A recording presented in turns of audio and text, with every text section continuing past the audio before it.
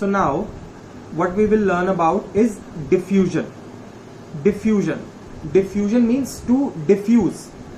For example, if I open a bottle of perfume in one corner of the room, what you will see, as the time passes, the fragrance of the perfume will be scattered in the whole room. So the particles of the perfume is mixed with airs and they have moved in the room. So this is called diffusion. Diffusion means intermixing of the particles of matter on their own, by themselves. We do not have to provide any energy or something to them. So this process is known as diffusion. Okay, if we talk about solids do not diffuse into another solid. Okay, but if we talk about liquids and the gas, they have the property to diffuse. They have the property of diffusion. So now we'll begin with the liquid state of matter. The liquid state of matter. If we see the particles of liquids are having a large space as compared to the solids. Okay, if we talk about the solids, you can see, as we have looked in the solids, the interparticle space was very less.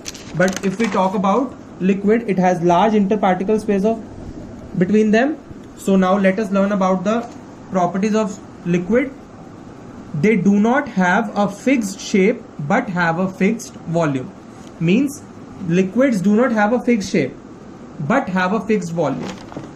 Again, if we look at this glass, now if I put this water in some other container, water will take the shape of that container, but the volume of the water will remain same. Volume will not change. Okay, now they are not rigid but have property to flow.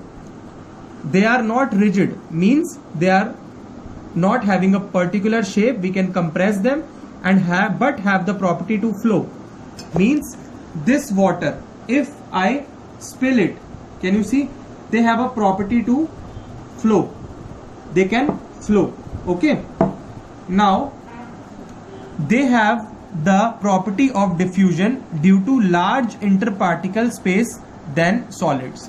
Means, as I have already discussed, liquids can diffuse but solids cannot.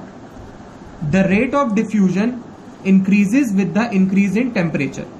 When we increase the temperature, diffusion process increases. How? Because the kinetic energy of the particles increases. If the particles are moving with some energy and I increase the temperature, so what will happen? The particles will move faster. The rate of diffusion will become fast. You can see solids can diffuse into liquids. We can diffuse solids into liquids. How? If I dissolve salt in water, salt is solid and water is liquid, so that solid is dissolved in liquid, diffuse in liquid. Liquid in liquid, if I mix alcohol, which is a liquid, and I mix it with water, that is also a liquid, so they can be diffused into each other. Gas in liquid, we can also diffuse gases in liquid. As you know, aquatic plants and animals, they take oxygen, dissolved oxygen, which is a gas, in the water. Sorry. So the gases can also diffuse into liquids. Okay.